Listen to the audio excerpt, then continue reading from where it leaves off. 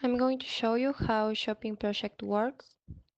At first, let me tell you that a shopping dataset has 12,330 values inside the dataset that is using for as an evidence.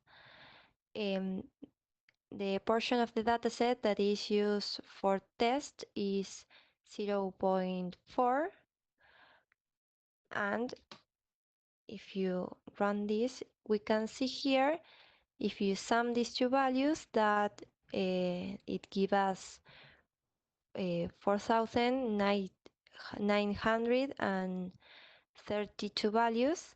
This is the portion of the evidence that is used for test. It corresponds to the 0.4 percent inside the evidence dataset.